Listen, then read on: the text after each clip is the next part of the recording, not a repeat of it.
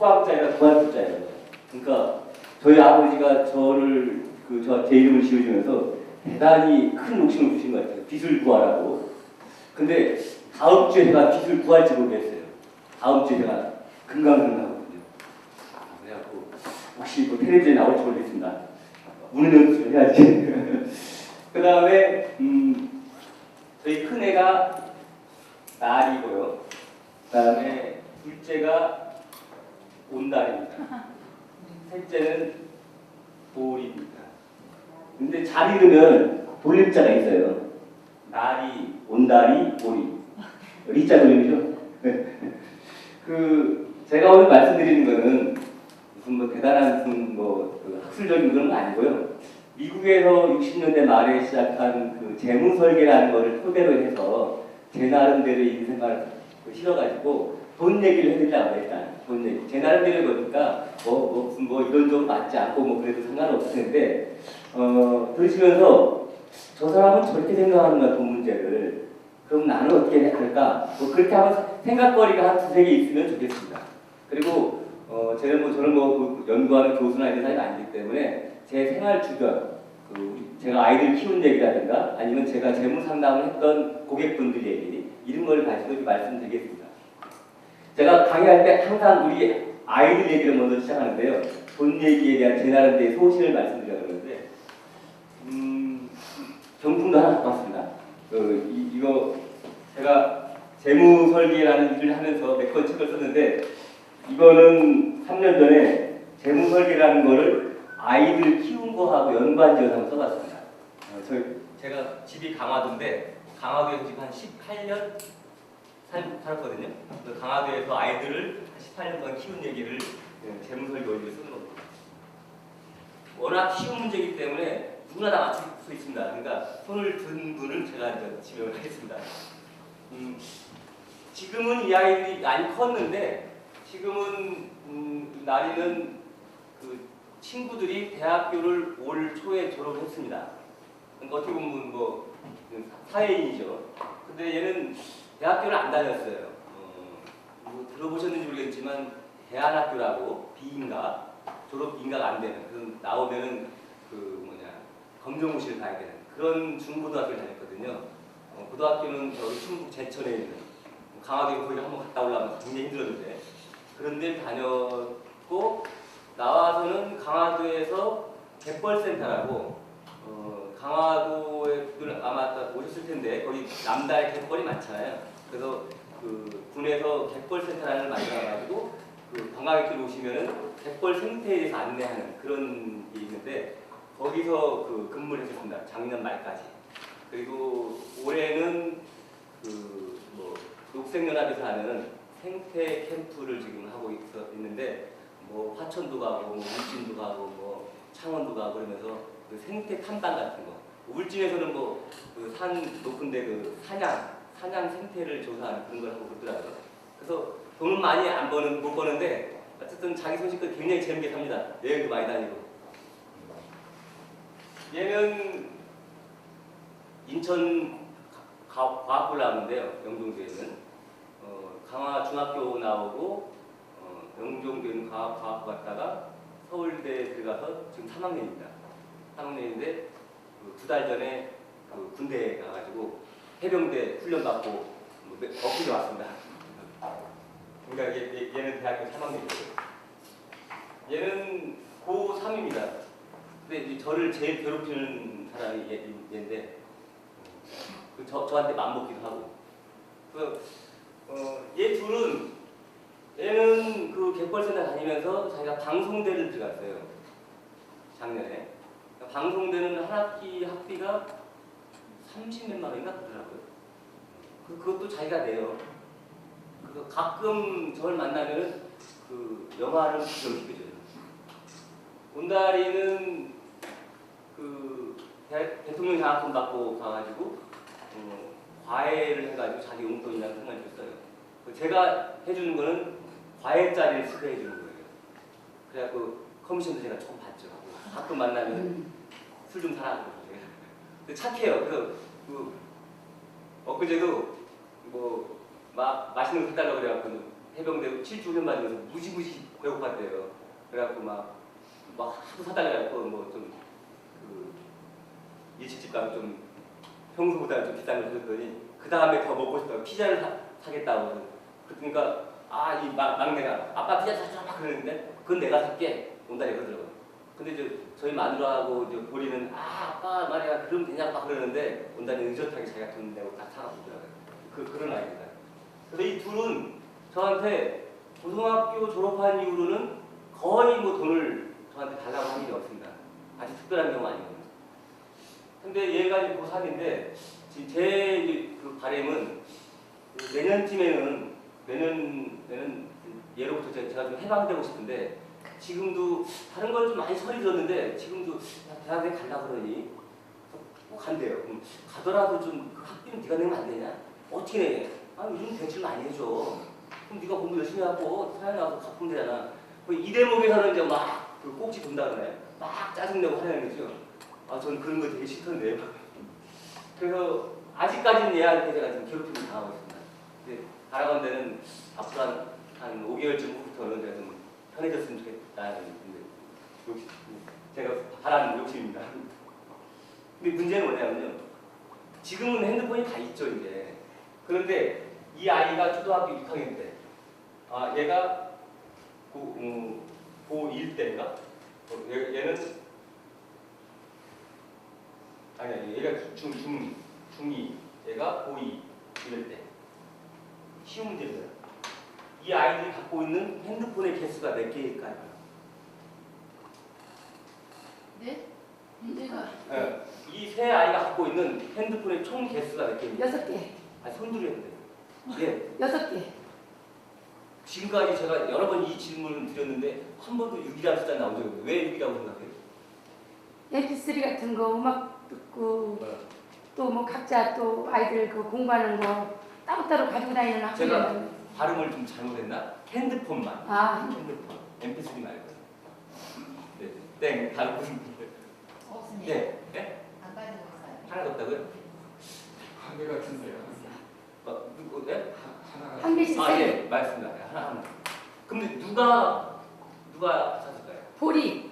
보리가 있어, 보리가. 두 분 다 맞았는데 일단 먼저 맞추신 분한테. 예. 그냥 재미 삼아 읽으십시오. 제가 이 얘기를 왜 하냐면 얘가 먼저 샀는데 얘들도 사달라고 할 거 아닙니까, 그죠?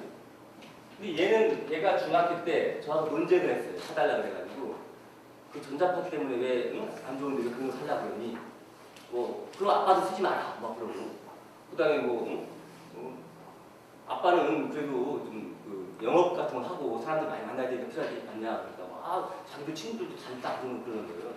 근데 저는 아이들 키울 때 항상 아이들뿐만 아니라 우리가 일상적으로 부부간에도 그렇고 아니면 남아서 대화할 때 진지한 게 좋다라고 저는 생각해요. 상대방 말을 건너뛰는 게 아니라 진지하게 들어줘야 돼요. 그래서 이 나리가 대화를 하는데 아빠 친구들 다 있어 그랬어요. 그래서 제가 무슨 다 있어? 이렇게 하는 게 아니라 누구 있어? 제가 물었죠. 그러니까 3명 이름을 대죠. 3명. 근데 그때 그 반 아이들이 13명이었거든요. 그리고 나리가 수학을 잘 못해. 다른 건 잘하는데. 그래서 제가 그랬죠. 야, 나리 너 수학 진짜 못하구나. 13분의 3을 다니. 그러니까 얘가 문득 당황하더라고요. 그래서 제가 무슨 얘기를 했냐면 아프리카 어디 부족에 가면 걔들은 그 사람들은 숫자를 세는데 하나, 둘, 셋 이렇게 안 세고 하나, 둘, 많다 이렇게 한다. 근데 이거 수학책에 나온 얘기예요, 진짜. 예기식을 하는 수학책에 나온 거거든요. 그러니까 얘가 막 웃더라고요. 근데 그게 왜 그러냐면 마을에 한 50명씩 산다고 쳐봐요. 근데 냉장고가 없어. 근데 멧돼지 1마리 잡았어요. 그럼 실컷 먹잖아요, 그죠? 2마리 있어. 그럼 배 터지게 먹죠. 그럼 그 이상 필요하지 않아요. 왜냐면 보관할 수 없잖아요, 그죠?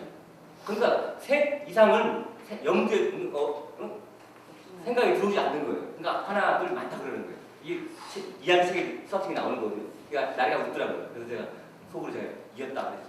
그리고 안 사줬어요. 근데 그때 안 사준 것이 이 아이한테 마음의 상처가 됐을지 안 됐을지는 정확하게는 알 수 없으나 제 짐작컨대는 아이가 이해했다고 저는 봤어요. 그래서 넘어갔거든요. 일정 정도는. 그다음에 온다리는 얘는 좀 바보 같아요. 그래서 돈을 달라고 안 해요. 그래서 핸드폰도 사달라고는 안 해요. 근데 얘는 언제 하냐면 과학고 다닐 때 영종대 애엄마가 답답해서 사줬어요. 강제로 끌고 가고.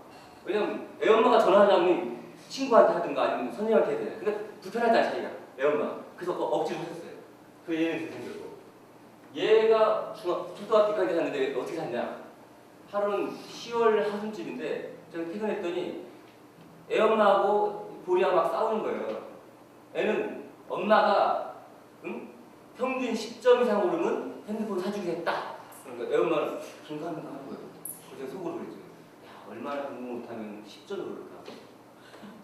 저는 학교 다닐 때 10점 이상 오른 적이 없거든요. 이 때문에 좀 웃어줘야 되는데 제가 그만큼 공부 잘했습니다.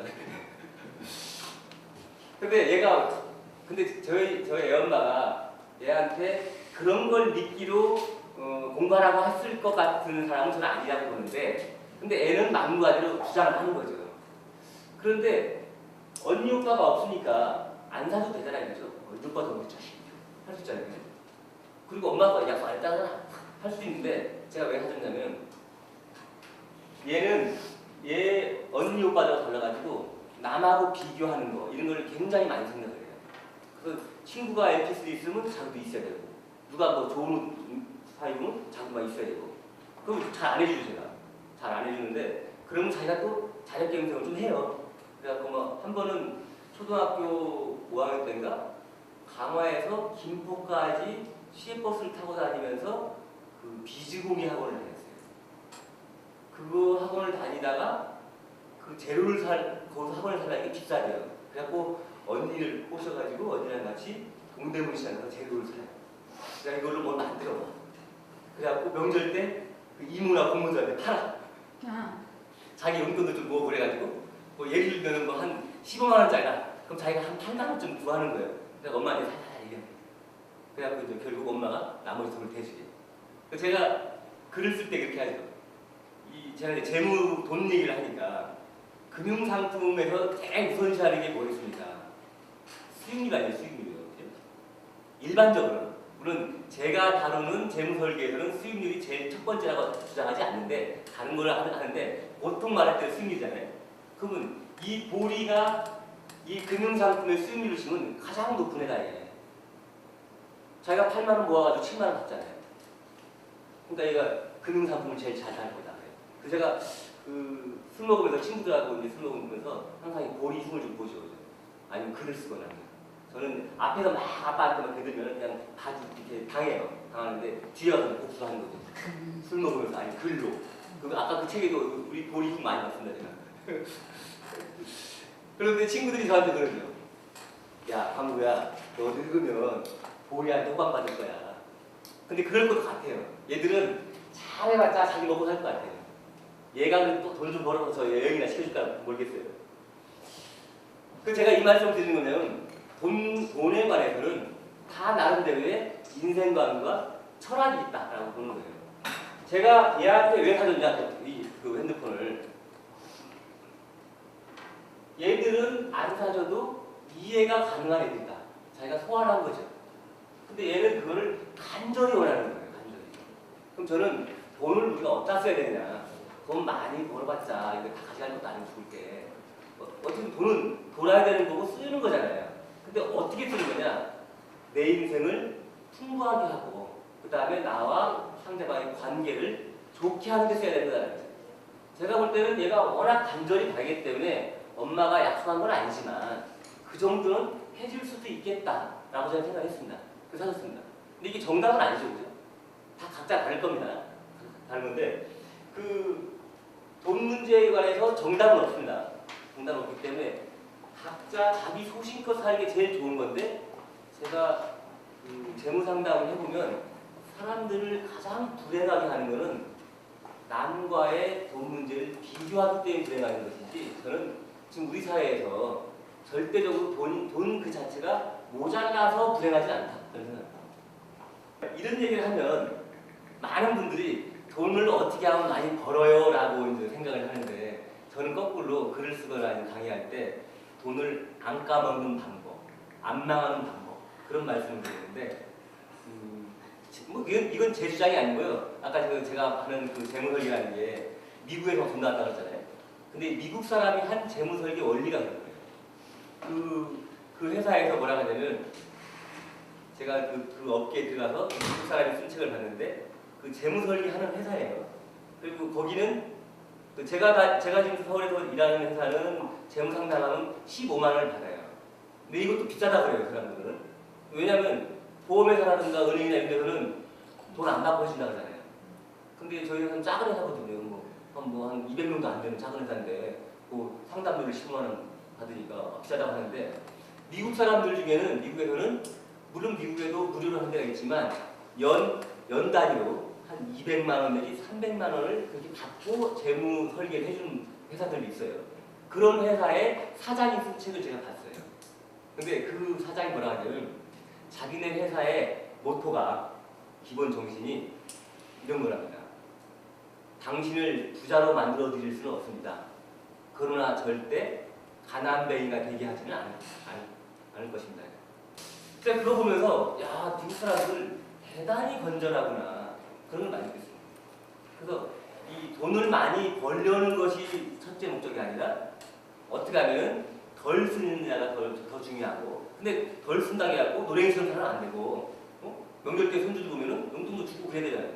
해야 되는데 의미 있게 내 인생관에 맞게 돈을 써야 된다는 거죠. 한 번은 60대 부부를 상담해야 되는데 그 어머님, 그러니까 그 딸을 제가 상담했어요. 딸을 상담했더니 이 딸이 자기 어머니 아버지가 돈 때문에 요즘 갈등이 많아요. 우리 부모님 좀 해달라고 그러더라고요. 그래서 하긴 했는데 보통은 이게 재무 상담을 하면은 부부가 같이 해야 돼요. 그래서 서로 지갑을 다 까야 되거든요.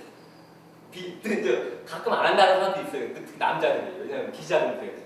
마이너스 통장 이런 것 때문에. 뭐 2, 300이면 상관없는데 1000, 2000 넘어가는 분들이 있거든요. 그러면 못한다고 그러죠. 그런 건 또 존중해 줘야 돼요.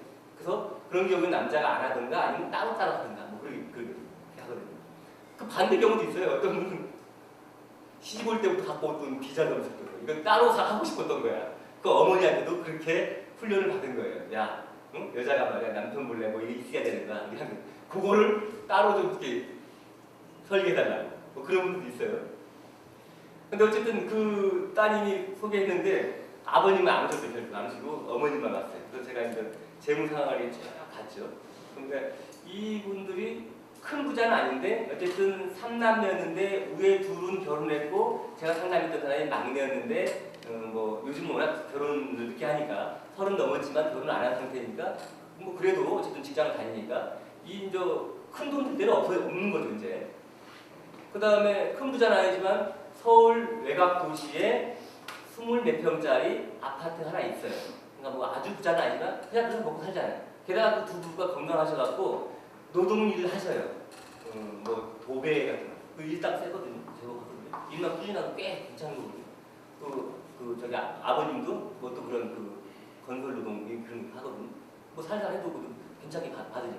그러니까 제가 볼 때는 이분들이 더 이상 큰 문제는 없겠어요. 그러니까 보통 저 노후 설계 해달라고 했을 때 제일 어려운 게 뭐냐면 생활비가 많게 책정을 하고 한 300만 원 이렇게 하시는 분들이 있어요. 그 다음에 일찍 은퇴하고 지금 내가 좋은 직장 다니는데 한 55세쯤에 우리가 은퇴야 정년이야. 그럼 그때부터 나 한 300만 원씩 쓰면서 할게. 그렇게 하면 안 돼요. 설계가 안 돼요. 제가 그 서울에서 여러 가정을 상담해봤는데 돌아가실 때까지 마이너스가 안 생기고 은퇴 설계가 되는 사람은 손꼽을 정도예요. 아주 특별한 경우. 그 부부도 부자는 아니지만 그 정도는 제가 볼 때는 노후 설계에 큰 문제가 없는 거였어요. 근데 왜 돈 때문에 싸웠냐? 그 아버님이 몇 년 전에 묻지마 투자를 한 거예요. 뭐 그런 거 있잖아요. 뭐 전화 같은 거 오고 해가지고 그래서 한 2년인가는 잘 그 원리금을 갚았다는 거예요. 근데 그 뭐라 그래? 그 물주라 하는 사람이 감옥을 갔어요. 이제 사고가 터진 거죠. 그러니까 좀 감옥 갔을 때 보니까 돈은 안 나올 거 아니에요. 그러니까 이제 그 앓다가 이제 결국은 그 부인한테 얘기를 한 거죠. 그러니까 이제 그 어머니 얼마나 화가 나겠어요.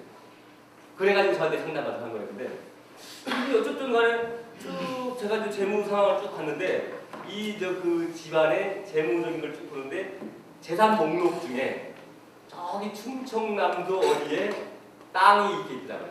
땅이 있는데 땅에 그 지목이라고 해요. 지목. 전, 답, 뭐 이런 거 있잖아요. 근데 염전이었어요. 염전. 저도 뭐 한때는 부동산이라도 다녀보기도 하고 그랬는데 염전이라는 지목을 제가 그때 처음 봤어요. 염전이네? 근데 그걸 왜 사셨어요? 그랬더니 뭐 나름대로 이게 돈이 된다고 샀다는 거예요. 근데 이게 팔 수 있을까? 그걸 제가 따져봤어요. 근데 못 판다는 거예요. 안 된다는 거예요. 왜 그랬냐? 여기 인천도 많지만 이렇게 있으면 이게 염전이잖아요. 큰 땅덩이였을 거라는 거예요. 그럼 여기에 큰 공장이 올 거로 예상되는 땅이 있어요. 이걸 기획부동산 하는 애들이 장난질을 친 거죠. 그래갖고 다른 이렇게 자른 거예요. 잘라갖고 하나씩 파는 거거든요. 그럼 이게 길이 없잖아요. 그죠? 이런 걸 뭐라 그러죠? 맹지라고 해요. 눈이 없다. 도로가 없다. 이게 맹지예요. 도로도 없지. 그 다음에 이게 이제 이 땅 길이도 이렇게 많아지면은 만약에 제가 그 공장을 짓고 싶어. 다 구성을 얼마나 힘들겠어요. 이게 하나 누가 말씀드려도 안 되잖아요. 뭐 알바끼 하잖아요. 그럼 딴 데로 가주겠죠. 꼭 여기만 해야 돼요. 그러니까 안 팔리는 거예요. 제가 이 부동산 업계에 있을 때 같이 일했던 그 선배한테 형님 한번 요즘 한번 팔라고 알아봐 주세요 이렇게 했는데 도저히 안 팔리고 그 결국 자산으로 잡혀 있어요. 그래서 제가 그 어머님한테 어머님도 아버님이랑 뭐 비슷하네요. 제가 그랬더니 그 어머님 그래도 이건 내 이름으로 돼 있어요. 좀 서설이 됐는데 돈에 관해서 투자를 해서 뭘 더 벌라고 하는 거는 어렵다. 특히 지금 시대에는 80년대 뭐 90년대 초반 뭐 이때까지만 해도 역동적이었기 때문에 우리 사회가 좀 그렇다고 보거든요. 근데 제가 볼 때는 지금도 아예 없는 건 아니에요. 굉장히 어렵다. 근데 지금도 예를 들면 제가 이제 그 지금 다니는 회사에서 검토하는 게 있는데 기업들이 상장된 회사들도 매년 그 중에 일정 정도는 망하거든요. 그 부동산도 아파트나 경매 나오잖아요. 그럼 평소보다 확 떨어져 살 수 있잖아요. 그런 것처럼 기업도 망하면은 이거를 M&A 한다고 그러죠. 인수합병한다고 그러죠. 그럴 때 돈 되는 것이지, 큰 돈 되는 것이지, 그냥 정상적으로 영업하고 이렇게 해가지고는 돈 안 된다는 거죠. 그래서 그런 것들은 좀 버리는 게 좋고, 그 다음에 조금 쳤다가 3시에 나머지 좀 하겠습니다. 이미지가 있잖아요. 그죠? 사실 옛날에는 거기다 국채은행 있잖아요. 몇십 년 전에, 한 30년 전에. 근데 지금은 국채은행 거의 없죠. 그죠? 뭐 산업은행 말고 뭐 거의 없잖아요. 뭐 국민은행 우리나라 은행 아니잖아요. 외국은행이잖아요. 이름만 국민은행이지. 그 사람들도 돈 벌려고 하는 거 있죠. 그럼 금융기관이 하면 안 되고, 금융회사에 회사. 뭐, 국민의 복지를 조금, 손 거짓말입니다. 자기 이익 보려고 하는 거예요. 그럼 금융상품도 팔려고 하냐? 사람은 혹하게 해야 되죠. 흔들어야 되죠. 그거 어떻게 흔들어놓느냐? 당신 이제 앞으로 오래 살 거예요. 그죠? 아무리 비싸도 90대까지 살 거예요. 실제로 그렇죠, 이제. 선생님 연세가 꽤 많으실 거예요. 예? 그죠? 뭐 얼마 안 남았죠, 여기까지. 그죠? 이거 한다고. 은퇴는 굉장히 빨리 해. 당연히 회사에서 쫓겨날 거야. 55세에 쫓겨날 거야. 막 이렇게 하는 거야. 그러면 한 달에 생활비 한 200만 원씩, 300만 원. 한 달 이만큼 써. 그러면 이 기간 동안에 이거를 계산하는 거예요. 계산을 해가지고 이걸 이렇게 수학인데 수학으로 요대로 이거를 쭉 당겨오죠. 이거를 수익률 계산해가지고 이걸 55세 현재 현가라고 현재 가격으로 이만큼 당시 돈이 필요할 거야. 월 200만 원씩 55세부터 90만 원 살면 이렇게 하는 거예요. 이 굉장히 크겠죠. 근데 당신이 지금 갖고 있는 재산을 보니까 이만큼인데, 그다음에 매달 저축할 수 있는 돈이 매달 한 30만씩 돼야 이렇게. 그래서 지금 당신이 40세야. 그럼 15년 동안 이거 뭐 예를 들면 수익률 뭐 한 5%로 불려. 이거 뭐 적금, 뭐 이것도 뭐 한 4, 내지 5%로 해본들 그때 가봤자 돈이 이만큼이 안 되네. 이렇게 차이가 많이 나. 당신 어떡할래? 그냥 막 깜빡 해. 벌컥하고 그래서 이제 상품 가입하는 거야. 그래서 뭐 연금 상품 뭐 월납 50만 원, 세게 하면 100만 원 이렇게 하는 거예요. 그런데 우리가 저축이라는 거는 소비보다는 선임도 같잖아요. 미덕도 같잖아요. 그죠? 근데 그것도 지나치면 그 미덕 아니에요. 미국 사람이 쓴 책에 그런 것도 있어요. 미국 사람도 보면 과소비가 많아서 문제다라는 게 이제 더 많은데 개 중에 일부는 지나친 저축을 해서 문제다라고 하는 책도 있어요. 그러면 미래에 대한 불안감이에요. 불안감. 그래서 그거를 금융회사들이 자꾸 부추겨요. 부추겨 불안하게 해야 금융상품, 연금이든 모험을 막 하는 거예요. 근데 어쨌든 그래서 이 사람들이 보험상품 할 때 막 사람들을 흔들어가지고 이 차이가 크니까 가입하세요 해가지고 유지를 못하는 거예요. 그래서 보험 같은 경우 그 2년 유지율은 2년 24개월까지 계속 유지하는 비율은 통계에 잘 안 나와요. 그래서 그 보험사들은 2년 정도 납부했으면 자기는 다 이익 다 갔다고 그러는 거예요. 그 유지하던 말만. 1년 유지율도 뭐 80%대예요. 언젠가 그 교보에서 몇 년 전인데 제가 책 쓸 때 기사 검색하니까 1년 유지율이 85%인가 넘었다고 선진국 수준이다 자랑한 보도자료가 남겨졌어요. 그런 정도. 그럼 뭐냐? 15% 내지 20%는 1년도 안 되고 해약한다는 거예요. 그러면 해약 상품이 다 고스란히 그 사람들 거죠. 적으니까. 근데 물론 요즘은 이제 감독원에서 그 해약 환급금을 높여라라고 자꾸 얘기를 해요. 그 고객들이 손해가 많으니까 그러면 어떻게 하냐면 설계사들한테 아니면 회사의 그 사업비를 내가 좀 줄여라고 압력을 많이 넣어요. 그래서 그 미래에셋의 뭐 안심 뭔가 그거 있어요. 그게 굉장히 그 설계사한테 준 수당이 작아요. 그냥 반대로 얘기하면 고객한테 해지하면 높은 거예요. 높은 건데 잘 안 팔려요. 그래서 설계사가 돈이 안 되니까 그런 겁니다. 그래서 그 금융상품이라는 건 다 좋은 건 아니다. 저축을 많이 하는 게 꼭 좋은 거 아니다. 그럼 어떻게 해야 되냐? 내 인생에 어디에 돈 들어갈지를 짜야 되는 겁니다. 그래서 저희가 하는 거는 선생님이 지금 그때 돌아가셨던데 그때까지 그때 은퇴하신다고 보고 그 전에 뭐 예를 들면 집을 사거나 아니면 확장한다거나 아니면 뭐 자제분들을 결혼시킨다거나 뭐 유학비를 준다거나 뭐 이런 것들을 큰 굵직굵직한 것들을 얼마쯤 들을 것 같아요. 이런 것들을 짜는 겁니다. 이 시점에서 그러면 내가 갖고 있는 자산은 이만큼인데 이거를 몇 프로로 운용할 건가? 또 매달 내가 얼마큼 더 추가로 저축할 수 있나? 이걸 하는데 이거를 차이를 줄이려면 어떻게 하냐면 이거는 낮추고 이건 높여야 되겠죠, 그렇죠? 그러잖아요. 근데 이게 하는 여러 가지 방법이 있어요. 이거는 그 스스로 그걸 잘 생각해 보시면 돼요. 이걸 낮추려면 가장 쉬운 방법이 있습니다. 혹시 아시는 분? 이걸 낮추는 가장 쉬운 거예요. 돈 많이 안 모아도 노후 걱정 없을 거예요. 네? 지출 적어주세요. 그것들 다요. 덜 쓰는 거. 덜 쓰는 거. 그건 너무 밋밋한 데다 있어요. 이자는 화끈한 데다 먹어요. 화끈한 데다. 일찍 죽으면 돼요. 이때 은퇴하고 죽으면 노후 은퇴 설계 하나도 안 된다. 그래서 이게 묻자고 한 얘기를 한데 근데 사실은 그렇게 하는 사람도 있어요. 또 그냥 계속 남 원망이나 했었고 술이나 퍼마시고 뭐 그렇게 하면은 일찍 죽죠, 그죠? 그렇게 하면 안 되거든요. 평균 수명대로 사람들로 하시고 제가 뭐라 하냐면 이거를 뒤로 가자 이거를. 내가 지금은 좋은 직장 다녀. 근데 지금 한 400만 원 벌어. 근데 내가 55세에 은퇴할 것 같아 이 직장에서. 그러면 400은 못 벌더라도 150이나 200쯤 벌자. 100이면 또 어때? 이러잖아요. 그러면 두 가지 좋은 점이 있어요. 일단 돈을 벌면 돈을 벌어서 좋고 돈 버는 시간에 돈을 쓸 수가 없어요.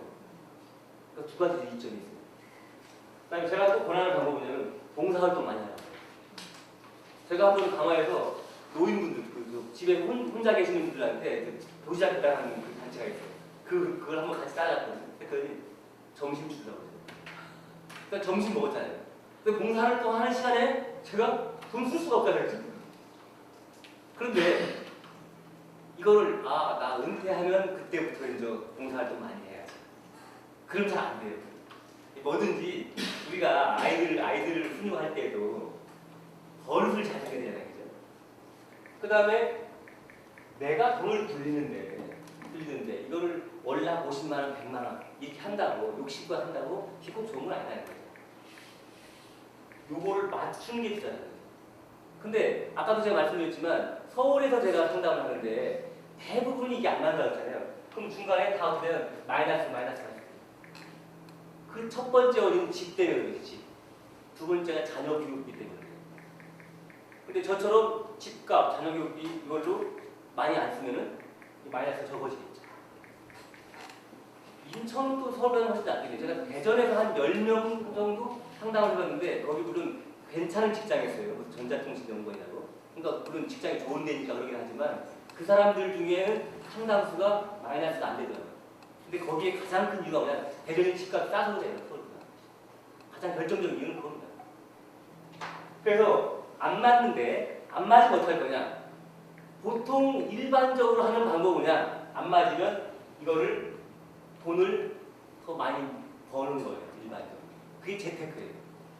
주식 투자를 하던 아니면 뭐 치킨집을 하던 뭐 펀드를 가입하던 뭐 이런 하죠. 허리띠 졸라매서 저 한다? 저축만 한다? 이건 그나마 좀 양반이죠. 보통 일반적으로는 안 돼요. 근데 저희가 생각하는 원칙은 그게 아니라는 건데 제가 모범 사례를 하나 제가 말씀드릴게요. 한 6년 전인가 상담하신 분인데 40대 중반 분이었는데 맞벌이 부부였었어요. 맞벌이 부부. 그분도 그러고 보니까 지금 자녀가 하나. 근데 이분이 두 부부가 각자 자기네 회사에서 중견 간부라 소득이 제법 돼요. 그래서 세금을 떼고 월 한 400만 원씩은 돼요. 근데 아주 큰 돈 아닐지 모르지만 맞벌이가 400씩이니까 큰 돈이죠. 그럼 800이잖아요. 근데 이분들이 그 당시에 차가 마티즈 한 대였어요. 그 부부 갖고 있잖아요.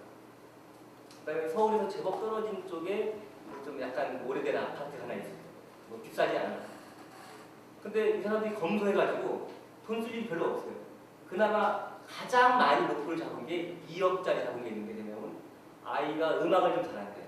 그 당시에도 좀 음악 레슨을 좀 받고 있는데 그게 좀 많이 생활 좀 많이 들어가는 거였는데 아이를 스페인이나 이탈리아로 유학 보내고 싶다는 이 사람들이 가장 큰 돈을 쓸 목표였어요. 근데 어쨌든 이분들이 워낙 소득은 괜찮고 검소하기 때문에 게다가 서울에 집이 아니고 그 다음에 은퇴한 이후에는 어디 충청북도에 어디 무슨 그 자기들 비슷한 사람들이 모여 사는 그 은퇴 단지로 갈 거래요. 그러니까 그 아파트를 팔아버리고 가면 그냥 널널한 거예요. 그래가지고 이 사람들이 저한테 뭘 잡아달라면 자기들이 좋은 사람들을 위해서 그러니까 그 이자 비싼 거 쓰는 사람들을 위해서 그 저리 금융하는 사업을 해보고 싶다. 자기 회사를 중심해서 뭐 방글라데시에 뭐 그라미에 비슷한 거죠. 그런 걸 해보려고 연구를 하고 있었어요. 그래갖고 나부터가 그 돈을 좀 냈으면 좋겠다. 그래갖고 5천만 원쯤 내가 그걸 내는 걸로 좀 설계해달라고. 근데 그 5천만 원 내는 거를 저 은퇴할 쯤에 내는 게 아니라 바로 그때부터 1,000만 원씩 이렇게 매년 하는 걸 제가 이렇게 잡아봤어요. 그리고도 딱 맞더라고요. 근데 이렇게 되는 경우는 굉장히 드물거든요. 그래서 그분 상담받아도 기분이 좋아요. 왜냐면 빚도 안 내고 은행 돈이 안 시켜주고 하잖아요. 그러니까 상담하면 딱 합정동은 좀 조용한 저기 카페에서 했는데 딱 그랬더니 그 부인이 남편한테 당신 좀 쉬어라 그러더라고요. 같은 나이 부부였었는데 당신 좀 쉬어라 그러더라고요. 그러니까 남편이 잠깐 하더니 알았어 그러고 한 달 쉬지 뭐. 근데 거기 직장이 남편이 직장이 워낙 좋아가지고 한 달 쉬는 건 또 된대요. 한 달 쉬는 월급도 나온대요. 그러니까 그 부인이 한 달 말고 1년 줘 그러더라고요. 그 남편이 잠깐 생각해 그럴까? 그러더라고요. 그러니까 부인이 또 좀 있다가 한 번 말고 두 번 쉬어버려요. 그러니까 지금으로부터 한 몇 년 근무하다가 1년 쉬었다가 또 한 6년간 이렇게 근무했다가 또 1년 쉬었다가 또 몇 년 하다가 은퇴하자 이러는 거예요. 그리고 이분이 월 세후 400집이니까 그 얼마입니까? 그러면 1년이면 한 5천만 원 가야 되잖아요. 그럼 두 번이니까 한 1억 정도, 액면가로 1억 정도 빠지잖아요. 그래서 아까 딱 맞췄다 그러잖아요. 그죠? 저 순간, 그럼 1억이 모자라는데 어떡할까요? 그랬더니 그 부인이 잠깐 생각하더니 유학비 줄입시다. 유학비를 1억으로 줄이겠다는 거예요. 근데 보통은 이렇게 안 하거든요. 그러면 그 1억을 더 모으기 위해서 허리띠를 더 졸라매야 된다? 뭘 하든가 이렇게 한다고 다들 생각을 해요. 10중 8중. 근데 그 부인처럼 생각하는 건 아주 드문데요. 근데 그것이 저희가 생각하는 재무설계 어떻게 생각하는 모범 정답이에요. 그런 다음에 내 자산을 장기적으로 길게 보고, 그냥 단기 뭐 주식도 단타 이렇게 하나 하지 말고 길게 보고 뭐 그런 금융상품에 가입해서 이렇게 운용하는 거죠. 안전빵으로 밋밋하게 그런 그게 그 저희가 말하는 주장인데 실제로는 현실에서 그렇게 되지 않아요. 누구든지. 그래서 제3자의 조력이 필요해요. 제3자가 객관화 시대를 보는 거죠. 돈은 아무리 많아도 다 모자란다고 생각해요. 이건 제 얘기가 아니라 그 인도의 훌륭하신 간디 선생님께서 그러냐면 이 지구는 온 인류가 먹고 살기에도 충분한 땅이다. 그러나 단 한 명의 욕심을 채우기에도 모자란 땅이다. 이런 제 간디 선생님을 명예 재무상담사로 모셔야 되는데 정말 돈 문제의 핵심을 찝은 거 아니야. 이 재무라는 게 돈을 객관적 금융상품을 다루는 것이 아니라 사람의 마음을 같이 다루는 거거든요. 제가 재무상담하는 거는 제가 금융실력이 좋아서가 아니고 사실은 저는 그건 약해요. 그래서 제가 금융상품 상담할 때는 제 후배들 붙여줬어요. 그래서 네가 좀 짜줘봐라 이렇게 했고 저는 이제 주로 이런 얘기 하는 거예요. 사람의 마음을 알아요. 예를 들면 뭐 어떤 파산했던 아주머니가 있는데 파산했는데 몇 년 지나다가 또 거의 그럴 지경이 된 거예요. 이런 분이 이제 상담하러 왔는데 애가 셋이네. 남편은 뭐 잘 나가는 직장은 아니야. 뭐 지게차 운전하세요. 근데 생활비가 많이 나가는 게 월세예요. 파산 정도 했었으니까 그냥 목돈이 없었을 거 아닙니까, 그죠? 그러니까 전세가 없는 거, 집은 당연히 없고 전세를 못 하니까 월세를 많이 내는 걸로 하는 거예요. 그래서 제가 보니까 이 현금 흐름을 고치려면 월세를 줄여야 될 것 같아요. 근데 달리 방법이 없잖아요. 그러니까 아까 만났던 그분은 애 때문에 제가 저처럼 농촌으로 가서 이렇게 말 못하겠어요. 근데 가만히 생각해보니까 그분이 서울 동남 쪽에 살았는데 성남시가 남한산성 있잖아요. 그 남한산성 안에 남한산성 초등학교가 있어요. 근데 그게 폐교가 되려고 했었는데 그 교육부에서 이걸 살려보자 해갖고 자원하라고 해가지고 의욕 있는 선생님이 와서 좀 해봐 이걸 좀 자율적으로 해가지고 좋은 선생님들이 가고 하니까 이 교육 프로그램이 좋아지니까 사람들이 더 오는 거예요. 일부러 이렇게 온 거예요. 제가 잘 아는 어떤 후배가 몇 년 전에 거기 자기 아이들 보냈다는 얘기 들었거든요. 그럼 거기 정도라면 남편이 출퇴근 가능할 것 같고 아이들 교육에도 좋을 것 같고 월세도 확 줄 수 있잖아요. 어쨌든 거기는 어쨌든 농촌이니까 남한산성 안에 있는 거니까. 거기 한번 제가 가보시라 했더니 실제로 그 주말에 갔다 오셨어요. 다음 주에 갔다 왔는데. 근데 안타깝게도 그때 이 학교가 너무 인기가 좋아가지고 이제 정원이 꽉 찼대요. 받아줄 수가 없대요. 원래 공립학교는 무조건 받아야 되거든요. 근데 이제 그 학부모들이 좋은 학교 만들자고 한 거니까 일정 정도 이렇게 하고 순번 타고 이렇게 하자 이렇게 한 거예요. 학부모들끼리 스스로. 그러니까 그걸 막 억지로 부릴 수 없잖아요. 게다가 많이 이사 와가지고 이제 싼 집이 없어진 거예요. 그 남한산 안에. 그러니까 갈 수가 없었어요. 근데 어쨌든 이분한테 제가 그냥 월세 줄이기 위해서 농촌 이사 가요 하면은 안 되죠, 그죠? 그러면 아까 제가 처음에 그랬잖아요. 돈은 나와 관계를 풍부하게 하기 위해서 돈을 쓰는 거라 했는데 그게 아니죠. 돈 아끼자고 애들 교육 망쳐서는 안 되는 거잖아요. 그럼 부모 마음도 아프고. 저는 돈은 진짜 기하산성은 우리가 고생한다. 여기 계신 분들 지금 시간 여기 앉아 있을 정도면은 기하산성 아니다. 그러니까 돈 문제에서 주눅들 거 하나도 없다. 다만 돈을 내가 주도해서 사느냐 아니면 남하고 비교하면서 끌려가면서 사냐 그 차이다. 그래서 저는 우리나라에 계신 뭐 거의 한 95% 이상은 다 누구든지 행복하게 살 수 있다라고 봅니다. 여기 계신 분들도 다 행복하시고 이 명절 때 우리 손자들 오거나 이렇게 하면은 일단 제일 중요한 거는 돈보다도 낯빛이죠. 낯빛. 그다음에 대화. 이걸 애정 있는 대화를 하면은 행복하거든요. 제가 드린 말씀까지입니다. 고맙습니다.